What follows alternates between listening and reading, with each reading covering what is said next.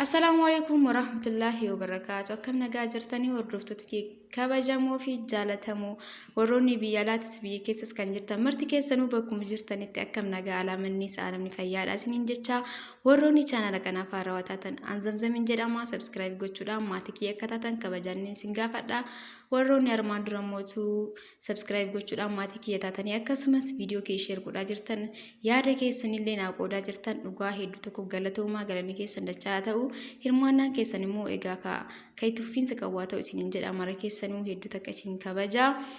Itti aansee har'aan tanas viidiyoo gabaabdoo qabadhe dhufeetiin jira. Viidiyoon kun hedduu gabaabaadha. Haasawa isinitti hin dheeressu. Egaa akkuma suuraa irratti argitan kana wantoota kanneen gargaarameetiin rifeensa keenyaaf waan bareedaa tokko yookaan waan ani irraa fayyadamee itti gammade tokko isiniif qooda jechuudha. Marti keessanuu akka irraa fayyadamtan abdiidha qaba. Warroonni beektan egaa ni yaadattanii warroonni hin beekne akka irraa fayyadamtaniif malee kun waan beekamaadha jechuudha.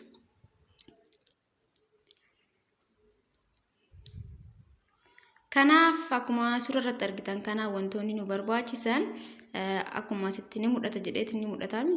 Ni mul'ata jedheetiin ni yaada. Dikkoon dukkanaa natti fakkaate. Wantoonni nu barbaachisan egaa akkuma mul'atu kana wantoota kanneen fayyadamnee rifeensa keenyaaf waan bareedaa tokko isinitti agarsiisa jechuudha. Tariitiin ni beektan jedheetiin yaada. Wanti kun kana nama irraa baasaa jiru kun sigaa maxabashaa yookaan roozmerii jedhama. Afaan keenyaan mee pilis warroonni beektanaaf koomentii godhaa. Isa kana jiidhaanis ta'uu ni mala gogaanis ta'uu ni mala jechuudha. Rakkoota kan qabu ani garuu gogaa manaa qaba waan ta'eef isumaan gargaarama jechuudha. Kan nama irraa buusaa jiru kana jechuudha.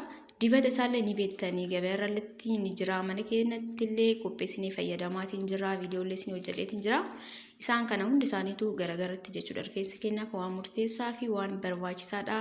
Dibata irraa hojjetuudhaan bishaan isaatiin shunkurtii illee taanaan bishaan isaa iddoo akka bareedaa rifeensa keenyaaf inni kunis akkasuma qurunfudiin yookaan qimamiin bunaa kunis dhamni isaa iddoo akka bareedaa.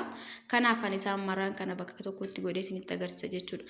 Tariitii warroonni akkanatti waan baay'ee oli gootanii rifeensi keessan hin jaalanne yoo jiraattan akkanatti hundi isaaniitu walitti gootanii fayyadamtanii yoo jibbitan isa kana mulu jibbuu isinirra hin jiraatu jechuudha. Gargaratti illee yaaluu qabdan bakka tokkotti ka isin hin taane sababa tokkootiif tokko walitti qabdanii jibbuun qabdanii yoo akkana bakka tokko qopheessanii isinii ta'uu baate garagaratti yaalaa isiniin jedha. Itti aansee kun shunkurtiidha.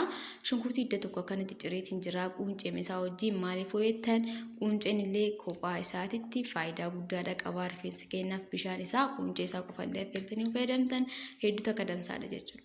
Itti aansee inni kun qimamii bunaa yookaan qurunfudii sanii akkuma isinitti mul'atu kana fallaana takka kuno ni mul'ata jedhee yaada. Itti aansee abusuuda gurraacha yookaan xuqurasmuudii kanallee fallaana tokko fayyadameetiin jira. Wantoota kanneen walitti goonee rifeensa keenya keessattuu warroonni rifeensi keessanii yoo filtanii sin rakkisuu walitti qabatuudhaan rifeensi baay'een jechuudha. Wanta kana yoo fayyadamtan yeroo 2-3 yoo fayyadamtan hedduu takka itti gammadu dhugaa yaalaa isiniin jedha. Warroonni beektan silaa'uu ni beektanii warroonni beekne irraa akka fayyadamtaniif isinii qoode. Itti aansee waan yeroo biraa ittoo garagaraa ittiin dalagnetti ni bilcheessitan jechuudha. Maaliif akka mataa keenyatti hin jenne wanta yeroo biraa ittoo ittiin dalagne yookaan waxii ittiin dalagnetti fayyadamtanii isaan hundaa walitti naquudhaan ibidda lash irratti bilcheessuu qabdan jechuudha. Bishaan naga barbaadan itti naqattanii yoo barbaadan liqeessitanii yoo barbaadan kama yeroo takka laamaa gootanii garuu ni rakkoota kan qabu bishaan isaa akkasitti affeeltanii dhimbiibuudhaan firiijii keessa kaa'attanii bakka turraa yeroo 2-3 fayyadamuu dandeessan jechuudha. Achuma fuudhaa homaa rakkoon qabu. Egaa kana bishaan haga nagaa itti naqattanii affeelaa yookaan ni bilcheessa. Ibidda lash irratti haga dhamni isaa itti bahee halluun isaa jijjiiramu bilcheessuu qabdanii jechuudha suutaan. Egaa kana godheen booda affeeleetti nu deebina. Kunoo dhufeetiin jira OAdha akkuma isinitti mul'atu kana bifa isaa hedduu jijjiirateetiin jira. Dhamni isaa maraatu itti baheetiin jira jechuudha. Eegas booda maal gootan dhimbiibuudhaan rifeensa keessan qulqulluu irratti ta'uu qaba. Itti dibatanii bifa cuquutiin ta'uu ni mala, bifa bifuutiin ta'uu ni mala.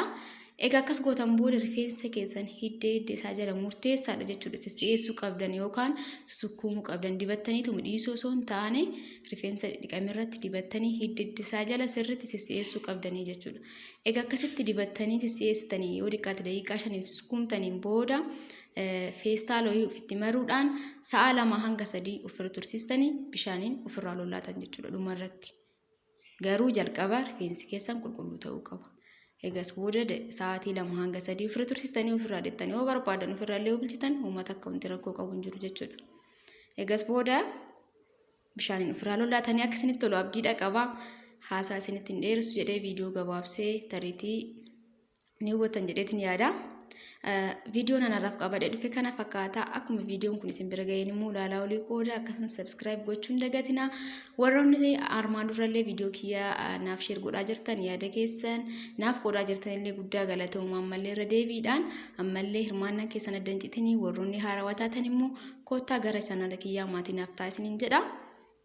Akkasinitti tolu abdiin qabaa irraa fayyadama. Hedduu takka rifeensa keenya addaan ni babaasa. Hedduu takka illee ni laaffisaa dheeressuu keessas gahee guddaadha qaba. Akkasinitti tolus abdii qaba jechuudha. Kanarraan qabadhee dhufe har'aaf qabadhee isiniif dhufe kana fakkaata. Viidiyoo biraatiin walitti deebina. Hangasittuu fayyaanaa ta'a. Akkuma viidiyoon kun isin bira ga'een immoo ilaalaa olii qooda akkasumas subscribe godha. Hanga viidiyoo biraatiin dhufutti bye.